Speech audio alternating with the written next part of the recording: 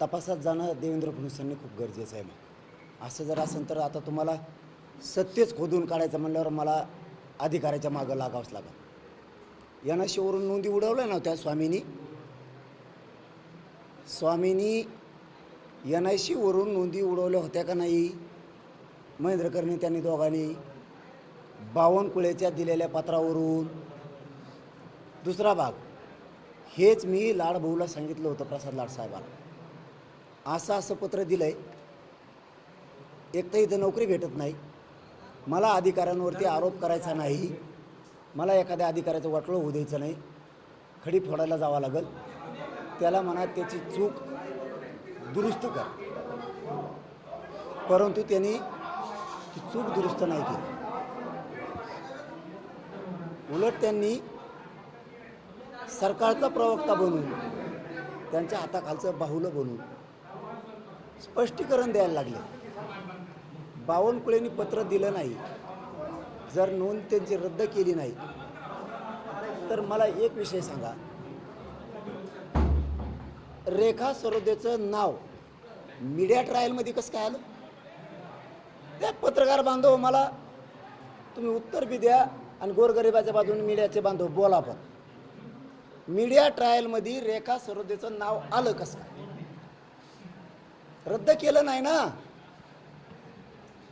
कोणत्या मंत्र्यानं मीडिया ट्रायलमध्ये रेखा सरोदेचं नाव घ्यायला लावलं? जा फडणवीस साहेब बोलायला मग नसता ते, मग आता अधिकाऱ्यावर मला बोलायचंच नव्हतं. मी 2 महिन्यापूर्वी, मी पहिल्यांदा मीडिया सांगतोय, 2 महिन्यापूर्वी बावनकुळेंना, प्रसाद लाडभाऊला आणि विखे पाटलांना सांगितलं होतं येणे असा प्रकार केलाय बरं का. पुन्हा मला जर ते फडणवीसांनी याला रोखलं नाही तर मी मीडियात जोडीन याला, येणे असं चूक केलं म्हणून. त्यांनी सांगितलं 4 दिवसाचा वेळ द्या, आम्ही दुरुस्त करतो.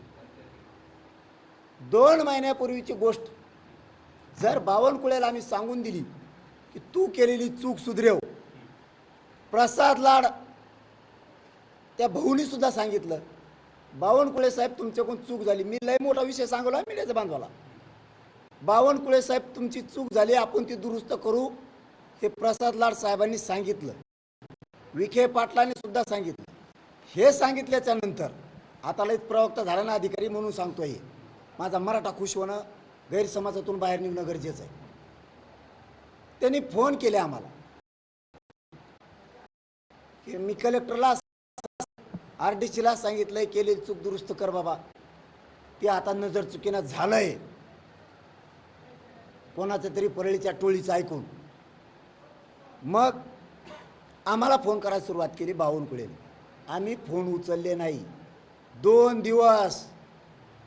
शेवटी विखे पाटील साहेबाचा आणि प्रसाद लाड साहेबाचा फोन आला. पाटील त्याचा एक फोन घ्या म्हणलं, चूक दुरुस्त करत असल्यास घेतो, नसता घेत नाही.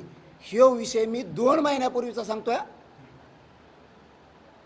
आत्ताचा नाही. इतकं सांगून मग आम्ही म्हणलं ती जर चूक दुरुस्त करीत असला तर फोन उचलतो.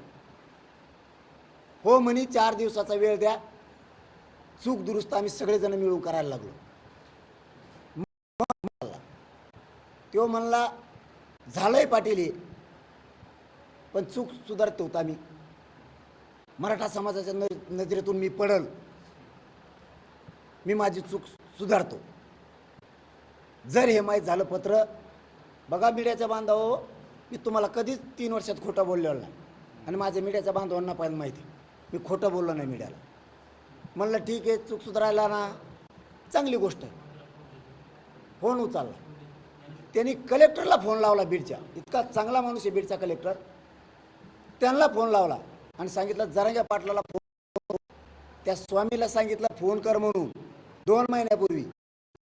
ही झालेली चूक सुधरून आम्ही त्या नोंदी NICवर अपलोड करायला लागलोत आणि प्रमाणपत्र द्यायला लागलो.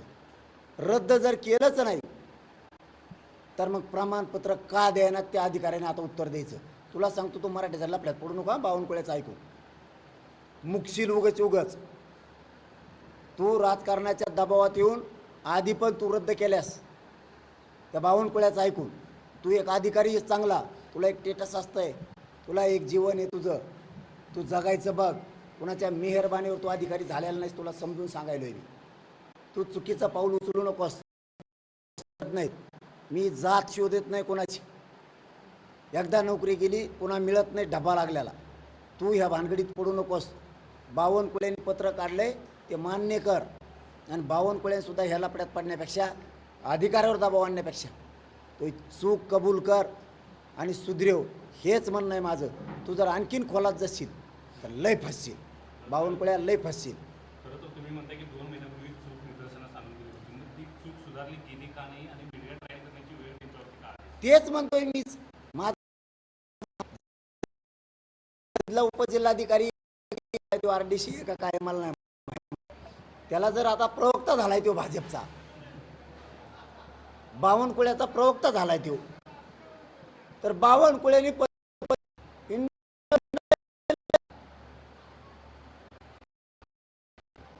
नोंदी रद्द करा म्हणून. तू कसं म्हणू शकतो नोंदी रद्द नाही का?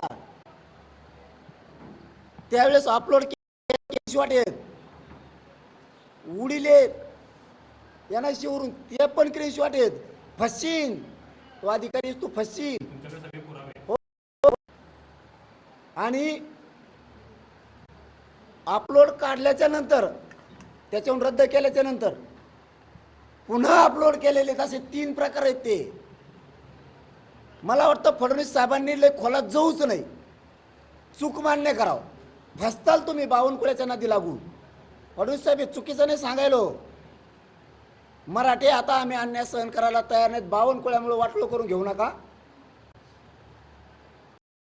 महिन्यापूर्वी एक गोष्ट सांगून जर केली नाही, आता स्पष्टीकरण द्यायला लावतात, ते पत्र व्हायरल करायला लावतात, रद्दच नाही. आणि मग मीडिया ट्रायल करून घेतली रेखा सरोदीची, रद्द केलं म्हणून. कशामुळं घेतलं? नोंदी तुम्ही शोधल्या. खोटं नाटक करू नका, खोटं नाटक करू नका. तुम्ही सातत्यानं एक वाक्य बोलताय सभेमध्ये की आता जीव द्यायची वेळ आली, सरकार जीव घेऊ पाहत आहे. हो, आता बहुत जीवच घेतला मराठीच्या लेकराचा. 400-500 पोरांनी बलिदान दिलेत. यांनी आरक्षण दिलं असतं तर हे जीव गेलेच नसते. यांच्याचमुळं जीवची वेळ आली. आणि आताही मी जीव घेणं प्रवास बाजी लावणार आहे माझ्या समाजाच्या लेकराच्या कल्याणासाठी. आणि ती उठाव झालाय, ती आता लाट पसरली. याला जबाबदार कोण असेल?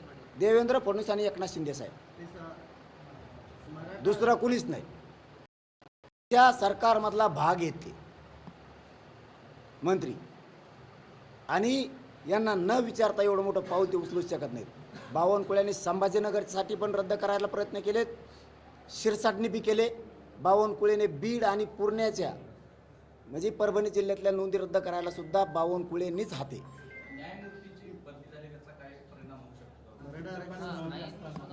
देणार पण हेच, रद्द करणार पण हेच. EWS रद्द करणार हेच, ACBC पण देणार हेच. आता कोर्टात पण हेच जाणार, रद्द पण हेच करणार. हेच भोग 42 वर्षापासून मराठा समाजाला भोगायला लावले. मग मी एक शोध घेतला, मराठ्याला पक्क टिकणार आरक्षण द्यायचं. मग कोणचं द्यायचं आहे तर आपल्या नोंदी आहेत ना, OBCचं घेत नाहीत आम्ही त्यांच्या घेतला. आमच्या नोंदी असतील तर आम्हाला द्या, ही प्रामाणिकपणा आम्ही आमच्या अंगात घेतला आणि पक्क आरक्षण द्यायला लागलो. 58 लाख नोंदी सापडलेल्या. मग आता त्या शिंदे साहेबाच्या काळात सापडल्यात. मग आता फडणवीस साहेबाच्या काळात बावनकुळ्याला वाटत असन ह्या रद्द केल्या तर मराठ्यात जी क्रेज निर्माण झाली एकनाथ शिंदेची ती उठण, आपण रद्द तरी करू, ही सुद्धा प्लॅन असण्याची दाट शक्यता याच्यात. एकनाथ शिंदेचं जी मराठा समाजात एक क्रेज झाली, या माणसानं नोंदी शोधल्या, त्याने का फुकट नाही दिल्या. जीव जाळावं लागला आम्हाला, आंदोलनं करावं लागले. पण शिंदे समिती गठीत करून एकनाथ शिंदे साहेबांनी नोंदी शोधल्या. रद्द करायचं काम बावनकुळ्यासारखे लोक करायलेत. त्यांना वाटत असत रद्द करूया, तसंच हे 10% आरक्षण सुद्धा ते रद्द करतीलच. काही डोकं लावणार, कारण सहन होत नाही त्यांना त्यांचं झालेलं, कारण हे आमचं आरक्षण श्रेयात गुंतलंय. मग यांच्या डोक्यात आलं पक्का आरक्षण देतोय, 58 लाख नोंदी दिल्या, आता गॅजेट द्या म्हणतोय. आपल्याला गॅजेट द्यायचे नाही, कोल्हापूरचं नाही आणि सातारा संस्थांचं द्यायचं नाही. मराठ्यालाही पक्का आरक्षण मिळतंय. म्हणून यो गैरसमज पसरायचा होता की कुणबी प्रमाणपत्र घेऊ नका, ते रद्द होत आहे. बोगस मंत्र्यांनी कुणबी नोंदी 200 वर्षाच्या सापडल्या रद्द केल्यात. मराठ्याचं खरं टिकू द्यायना तर मराठ्याची शिबिशी कसं तुम्ही शिंदे साहेबांच्या श्रेय वादवाचा किंवा क्रेझीचा तुम्ही उल्लेख केला. सरकारच्या अंतर्गत वादाचा फटका मराठा समाजाला बसतोय आणि हा बसू नये म्हणून काय इशारा द्यावा? एकनाथ शिंदेंना ही गोष्ट कळायली पाहिजे, फडणवीस साहेबांना ही गोष्ट कळायली पाहिजे की आपले मंत्री खालचे दर्जाहीन झालेत. सरकारचा भाग असून सुद्धा हे जर नोंदीला रद्द करण्यासाठी मंत्रिपदाचा वापर करतात तर यांची चूक सुधारायला लावायला पाहिजे. त्यांची मनधरणी करणं किंवा त्यांच्या बळ मिळणं असं बोलणं फडणवीस साहेबांना मी तर तुम्हाला दोघाला सोडणार नाही. निवडणुका सगळ्या संपल्यामुळे पुन्हा एक प्रक्रिया आहे.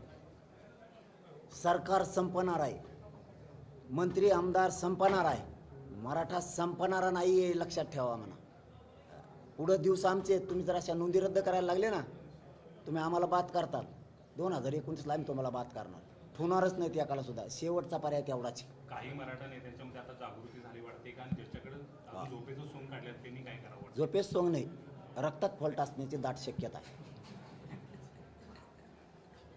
ओरिजिनल मराठ्यांचं रक्त दम नाही खात. कारण बावनकुळ्यांनी त्यांच्या मंत्र्याच्या नाकावर टिचून, मराठ्याच्या मंत्र्याच्या नाकावर टिचून मराठ्यांचे प्रमाणपत्र रद्द केले. तर यांना लाज वाटली पाहिजे मराठ्याच्या मंत्र्याला, आमदाराला, खासदाराला. आपल्या समाजाच्या लेकराबाळ्याचं जर बावनकुळ्या वाटोळं करायला लागला तर तो चूक केली एवढी हिंमत तरी यांनी दाखवायला पाहिजे. तर हे मराठ्याचं रक्त. मला पत्रकार बांधवाने आमच्या सकाळी विचारलं, राणे साहेब म्हणलेत की मराठा समाजाचं नुकसान होऊ देणार नाही. अरे आनंद वाटत गोष्टीचा. जो पंख नसतानाही पकड, तो माणूस जर जातीच्या बाजूनं परिवर्तन होऊन बोलायला लागला तर मराठीचे लोक नावच घेणार ना. यांनी अंगावर जायचं चुकीच्या माणसाच्या शिकलं पाहिजे. त्यांना आत्तापर्यंत मी चुकीचा वाटत होतो, आता त्यांना वाटायला लागले सगळ्या मराठ्यांच्या मंत्र्याला हेच पोरग जातीसाठी खरी मरमर करतंय. आपले मंत्री जाणून बुजून आपल्या मराठ्यांचं कल्याण वाटोळं करायला लागले. हे आता मराठ्याच्या आमदार, खासदार आणि मंत्र्याला पटायला लागले. उशिरा का होईना माझ्या मराठ्यांच्या सगळ्या मंत्र्या, आमदारांनी, खासदारांनी सावध व्हावं. बावनकुळ्यांनी, शिरसाटांनी मराठ्यांचं वाटोळं करायचं ठरवलंय. तुम्ही एका बाजूला बोललं पाहिजे, उशिरा का होईना. शेवटी मराठा समाज उशिरा का होईना तुम्हाला माफ करीन, पण आताच मराठ्यांचे पोरं संकटात सापडले. आता जर नाही आली मराठा समाज तुमचा, मराठ्यांच्या नेत्याचा कधीच होणार नाही. पण भुजबळ साहेब खुश असल्याचं तुम्ही उल्लेख केला होता. अरे मग खरं आहे ना, त्याला लय कंठ होता ना. येऊ टोकरायचा, घेणं देण्याचं करायचं लय कंठ.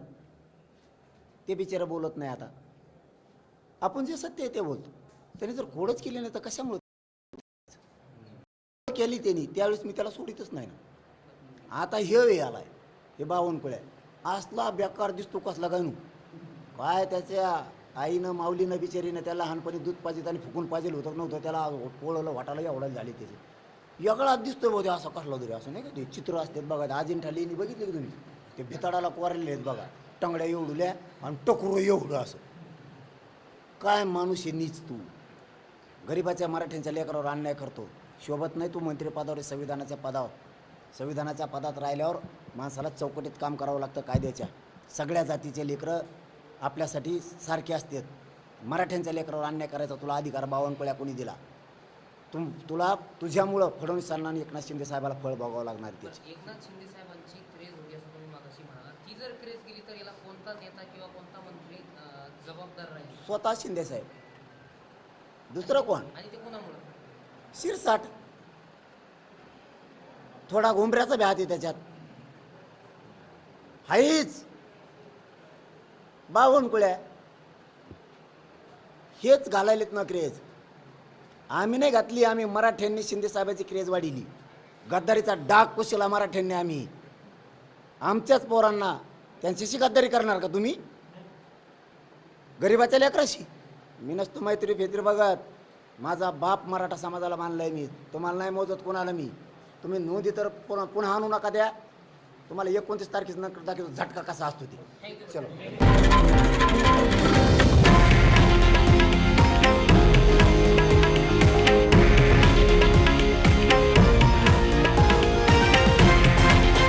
हे आहे देशातील नंबर 1 न्यूज नेटवर्क आणि आपण पाहत आहात TV9 मराठी, एकमेव.